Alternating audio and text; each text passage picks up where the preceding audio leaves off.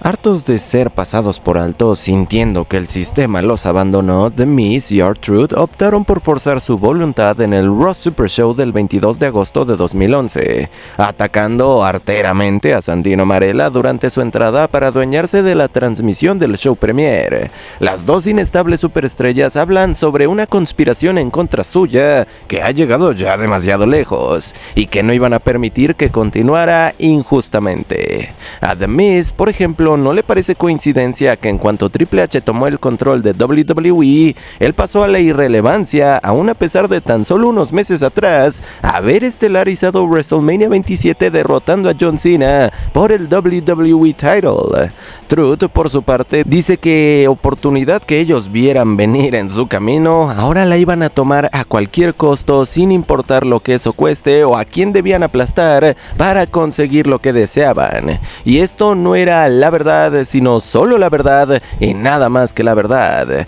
¿Y saben qué? La verdad podía ser asombrosa. Esta alianza rápidamente apuntó a los campeonatos tag team que ostentaba Air Boom, Kofi Kingston y Evan Bourne, teniendo su oportunidad al oro en Night of Champions, velada en que se olvidaron de las preseas luego de lidiar con un referee que sinceramente sí los arruinó en más de una ocasión. Si bien tenían razón de estar molestos con el árbitro, Miz y R-Truth fueron demasiado lejos al atacar al oficial, lo que les valió ser despedidos a la noche siguiente por el jefe de operaciones Triple H. No serían vistos sino hasta Hell in a Cell, donde se volvieron protagonistas de uno de los finales de pay-per-view más cool de los últimos tiempos, cuando encapuchados forzaron su ingreso a la celda infernal luego del main event por el campeonato de WWE y acabaron con todo. Tanto los luchadores como árbitros e igualmente los camarógrafos de la empresa lo sufrieron. Los invasores obligaron a que el elenco entero saliera intentando detenerlos, pero fue demasiado tarde.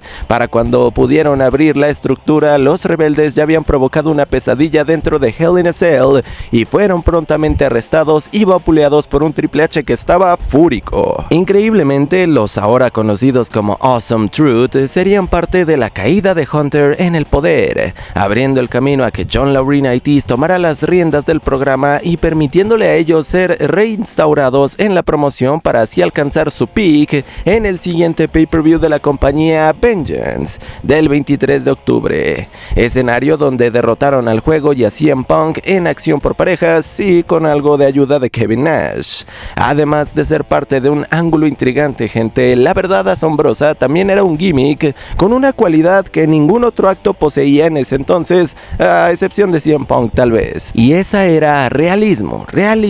En una WWE tan infantil como era en aquellos años, Miz y Truth eran de los pocos personajes que se sentían legítimos, reales, y la dupla pudo trascender a mucho más, de no ser por la poca ambición y la visión tan cerrada del equipo creativo, que todo este tiempo en realidad lo único que estaba haciendo era prepararlos para hacer carnada de sus estrellas principales, John Cena y The Rock, quienes vencieron a Awesome Truth en una lucha tag team más predecible imposible en Survivor Series. Para 2002, mientras más se recortaba la agenda de The Rock para competir en el ring en favor de sus compromisos con Hollywood, más desapego había entre los fans y el grandioso. Ya para su combate por el WWE Championship ante Brock Lesnar en SummerSlam, nos quedó claro que la conexión entre él y los fans ya se había roto. Algo que para su regreso en el SmackDown del 20 de febrero de 2003, confirmamos ahora sí bien tal cual. El Toro de Brahma obtuvo una reacción de lo más conflictiva e inmediatamente se notó cómo su actitud se estaba adecuando a la situación. Empezó con su clásica frase diciendo: finalmente,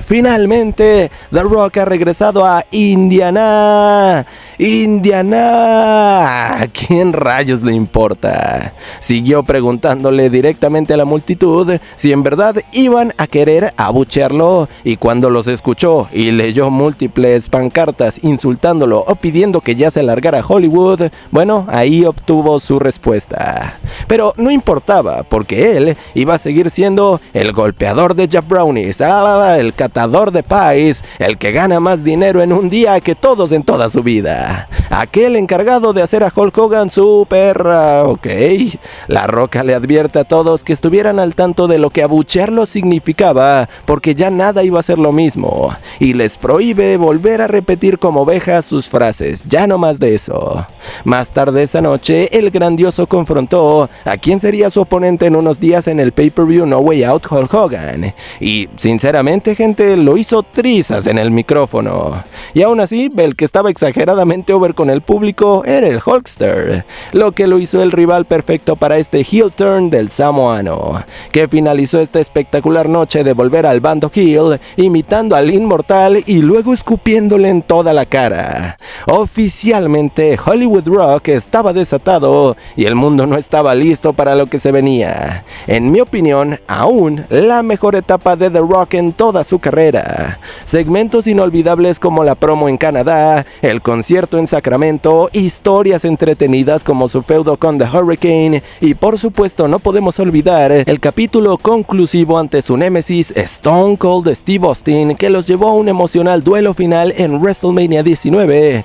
con el cual The Great One por fin pudo acabar la hegemonía que la serpiente cascabel tenía sobre él en el show de shows. Yo personalmente pienso que estos tan solo 3 meses de Hollywood Rock son perfectos, intocables, se los juro. Tristemente, su destino en el mundo del espectáculo ya estaba escrito, y obviamente Dwayne no lo iba a dejar pasar, marchándose después de poner over a Goldberg en el evento Backlash de abril del lejano 2003. En serio, estas semanas saben a poco para lo bueno que fue Hollywood Rock. Monday Night Raw del 19 de septiembre de 2016. Un Chris Jericho, ya cansado de la pésima administración de Mick Foley, decidió que no iba a permitir más de su tiránico régimen, decidiendo también crear su propia lista donde, originalmente iba a escribir las quejas respecto a la gestión del gerente general de Raw, pero que prontamente se convirtió en mucho más que eso, pues al escuchar a un estúpido idiota que lo insultó en la fila 12 del recinto esa noche, Y2J optó por colocarlo también a él en la lista, iniciando una inesperada costumbre que se iba a volver el acto más divertido semana a semana en el programa Premiere. La lista de Jericho llegaba para quedarse, gente, volviéndose el inesperado aditamento a un virus del nuevo milenio que se le estaba pasando increíble durante esta etapa de su ya legendaria carrera. Acompañado de su confiable lista llena de las personas que le jugaran chueco, se metieran con él, vaya, el ayatollah del rock and roll creó un sinfín de momentazos junto a su mejor amigo Kevin Owens. Desde la noche en que histérico se puso a buscar la lista por todos lados y la terminó encontrando en las manos del peligroso Braun Strowman, pasando por la noche en que Jericho metió a medio mundo a la lista durante la confrontación que su equipo de Raw tuvo con el equipo de SmackDown. El personaje del virus del nuevo milenio podía llegar a ser tan absurdo que era imposible no mantener una sonrisota cada que salía a pantalla a llamar a alguien stupid idiot, a burlarse de alguno de sus rivales o a cometer todo tipo de fechorías junto a su mejor amigo en todo el mundo mundial, el Prize Fighter. Jericho hizo lo que mejor sabía, reinventarse y poniendo a todo el programa Premiere sobre sus hombros en una época en la que honestamente Raw no la estaba pasando de lo mejor, sobre todo en comparación con la época dorada que vivía SmackDown Live. Y aunque el gimmick técnicamente continuó en las siguientes apariciones esporádicas que hizo Chris Jericho, yo considero que alcanzó su peak, su prime, en ese segmentazo que fue el Festival of Friendship, el Festival de la Amistad, en febrero de 2017. Por lo que solo tuvimos estos meses a tiempo completo de la joya en que se convirtió Y2J, con la lista, las bufandas y los Stupid Idiots. El evento es Roadblock End of the Line del 18 de diciembre de 2016, y la espera por ver el regreso de Neville llegaba a su fin cuando lo vimos resurgir sorpresivamente tras la defensa exitosa del campeonato crucero de Rich Swann ante Brian Kendrick y TJP. El de Newcastle nos dejó saber al instante que no venía con buenas intenciones, atacando salvajemente al titular de la división en cuanto lo tuvo de frente. Se habían terminado los días de jugar a ser el superhéroe de la WWE, de ser el tipo bueno que llegaba, sonreía y hacía todo lo correcto. Eso no lo había llevado a ningún lugar y ahora iba a intentar algo diferente. 24 horas después, Neville habló sobre sus acciones en Raw, diciéndole al público que podían tomar sus aplausos y su apoyo y metérselos, bueno, ya saben por dónde, afirmando no necesitar de la lástima de los fans y que lo lamentaba mucho si su favorito se encontraba en 205 Live, porque él, de ahora en adelante, se iba a encargar de hacer pedazos a toda la maldita división, proclamándose a sí mismo el rey de los peso crucero.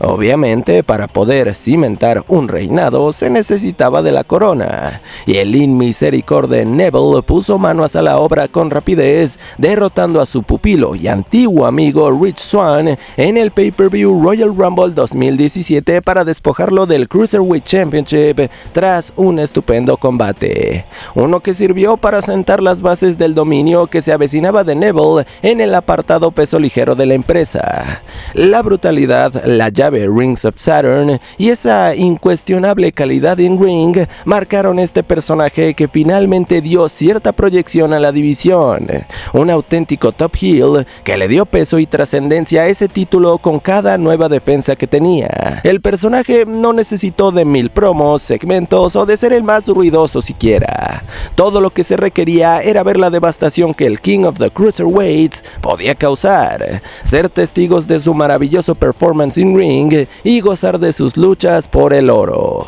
Aunque ya todos sabemos que este relato llegó a un anticlimático final al cierre del 2017, provocado por diferencias tanto creativas como contractuales entre el luchador y la compañía, algo que sucedió justo cuando el rey de los cruceros estaba por convertirse en el babyface definitivo de la división crucero ante la amenaza del terrible Enzo Amore.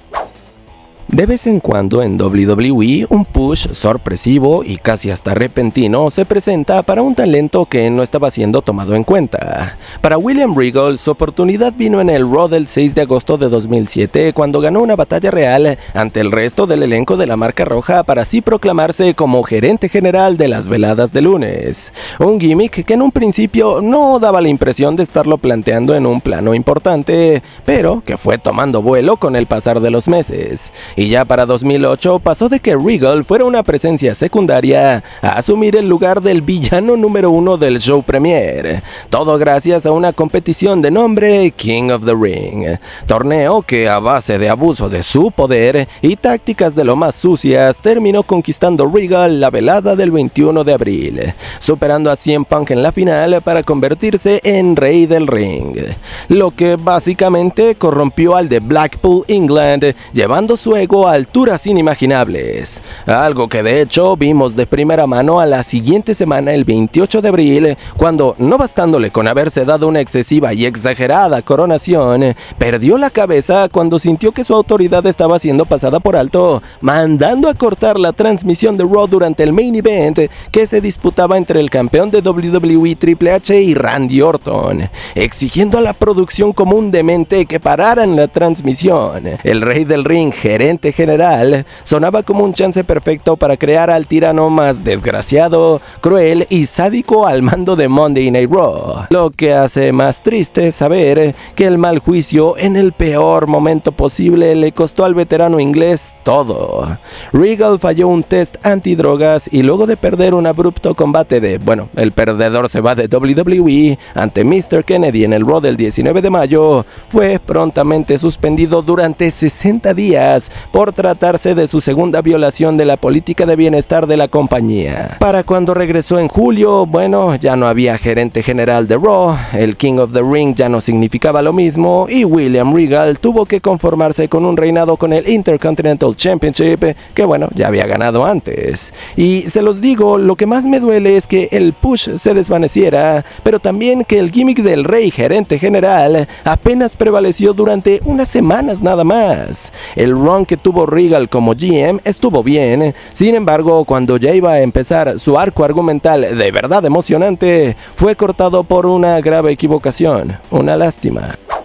Friday Night SmackDown del 21 de enero de 2011, Cody Rhodes se enfrentaba a Rey Mysterio en lo que se supone debía ser un combate más en la marca azul, pero que después de un accidente le iba a cambiar la vida al nombrado como luchador más guapo de todo el roster. El despampanante Cody acabó el quite con la nariz rota después de ser impactado con el finisher de su rival, el 619, y sin saberlo, esto desencadenó una espiral de perdición en su camino. Cody Rhodes sintió que el enmascarado le había quitado la única cualidad que lo volvía distinto al resto del roster, su belleza. Y casi como si de una versión moderna del fantasma de la ópera se tratase, el despampanante se ocultó en una mascarada de lo más inquietante que, según él, lo protegía de las burlas que su desfigurado rostro ocasionaría. Sin embargo, cualquiera podía darse cuenta de que la cara de Cody seguía siendo exactamente la misma de antes. Lo que realmente se corrompió fue su frágil ego al pensar que no le quedaba nada más que sus atributos faciales.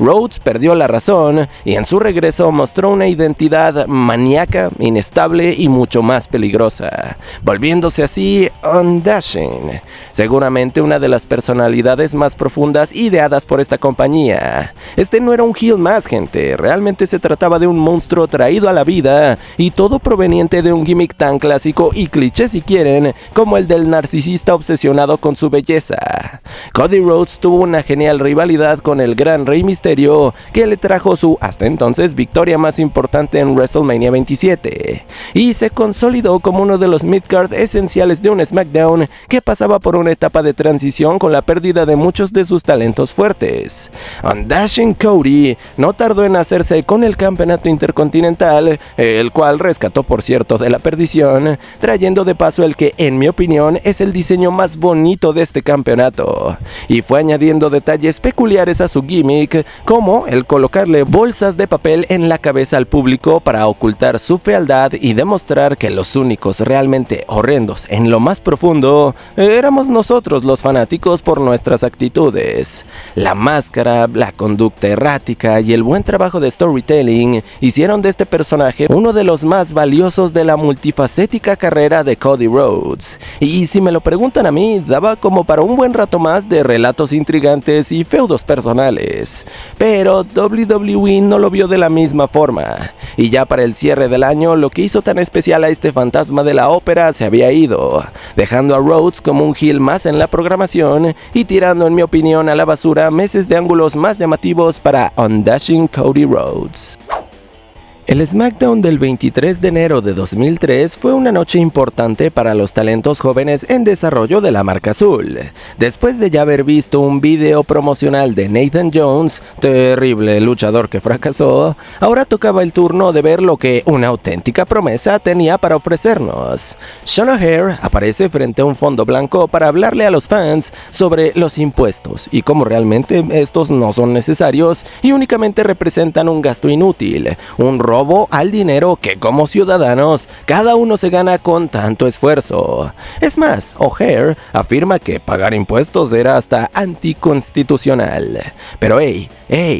no estaba diciendo nada que la gente no supiera ya. Así, damas y caballeros, arrancaba uno de los gimmicks más intrigantes jamás escritos por WWE. El abogado del diablo se hacía presente en las veladas de jueves para intentar persuadir a los espectadores de que dejaran ganar a sus pensamientos intrusivos, tocando temas como los vicios, infidelidad y las reglas, por mencionar algunos, siempre jugando a ser esa voz maquiavélica que todos tenemos en nuestro interior y que nos lleva a cometer actos que en ocasiones o no son éticos o directamente están mal, algo que de hecho consiguió con algunos de sus compañeros, convenciendo por ejemplo a un joven ingenuo de nombre Brian Kendrick de correr por la arena encuerado, e igualmente a la diva Dawn Marie de enseñarle sus atributos al público de SmackDown. El concepto del gimmick era profundo y tenía un potencial enorme como el heel que causara todo el caos del show azul, imagínenselo.